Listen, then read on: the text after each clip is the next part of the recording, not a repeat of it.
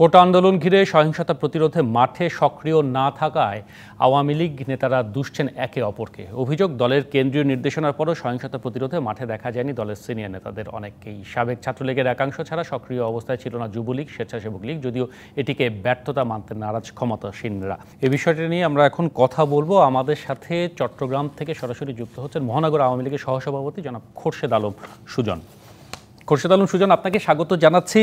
আমরা রিপোর্টটি দেখলাম, কোটা সংস্কার ঘিরে আন্দোলনের সহিংসতা ঠেকাতে আওয়ামী লীগের নেতাকর্মীদের মাঠে থাকার জন্য নির্দেশ দিয়েছিলেন স্বয়ং দলের সভাপতি। সেই নির্দেশনার পর চট্টগ্রামের একজন সিনিয়র নেতা হিসেবে আপনি কি করেছিলেন তখন? ধন্যবাদ আপনাকে।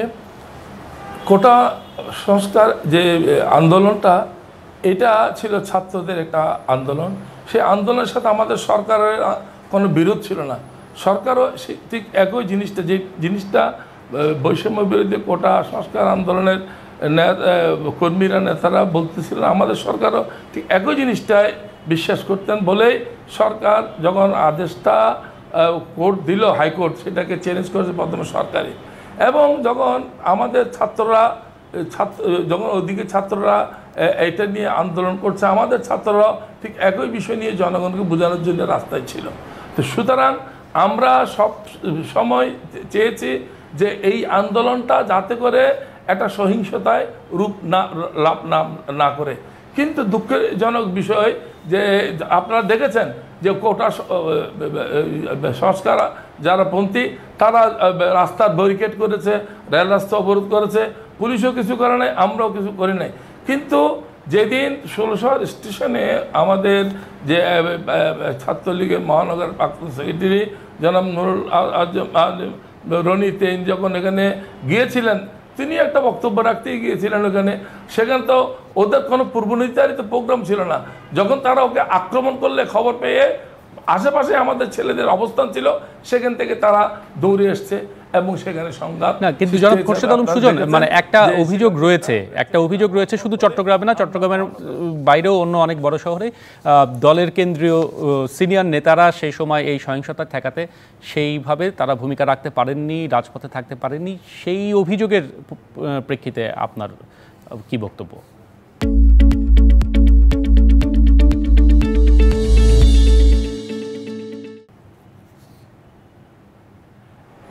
এখন অভিযোগটা যারা বলতেছেন, আবার তারা একইভাবে বলতেছেন যে ছাত্রলীগ এখানে গেছে, ওদেরকে দুই পক্ষে পিটাইছে, তাহলে আমরা সহ যাই আরো এক পক্ষ হয়ে সেখানে আমরা বলতে যে বড়রা এসে ছোটদেরকে মারছে, মাইরে এখানে যে রক্তারক্তি করছে। এখানে আইন শৃঙ্খলা বাহিনী তারা তাদের মতন করে এটাকে রক্ষা করার চেষ্টা করেছিল, প্রিভেন্ট করার চেষ্টা করেছিল।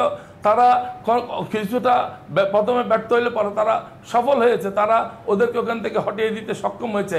আমরা আরও বেশি রক্তপাত চাইনি বলেই আমরা এখানে এই কাজে অংশগ্রহণ করতে আমাদের সাধারণ যা পার্টির অন্যান্য যে সংগঠনগুলো ছিল ছাত্র সংগঠন বাদে তারা প্রথমেই যায়নি।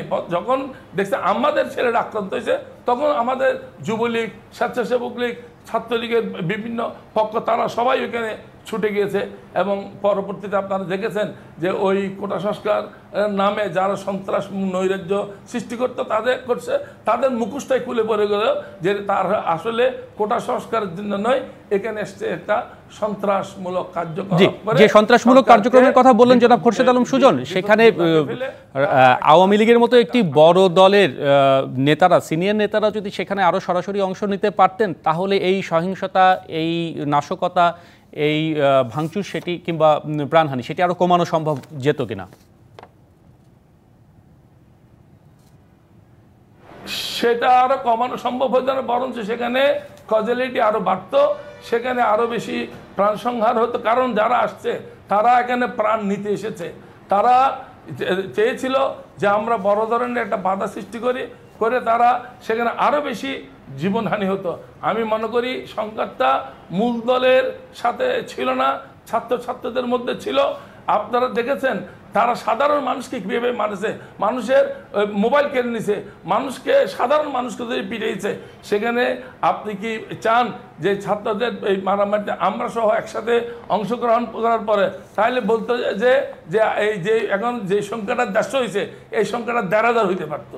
তো এই ১,৫০০ না করার জন্য আমরা আমার মনে হচ্ছে আমরা একটা মানে প্রাণহানি কমাতেই সেটাকে সংঘর্ষ কমাতেই অনেকে ভুলভাবে সিনিয়র ব্যাখ্যা নেতারা করার চেষ্টা অংশ করছে। নেননি, যেটি আমি আপনার বক্তব্যে বুঝতে পারছেন।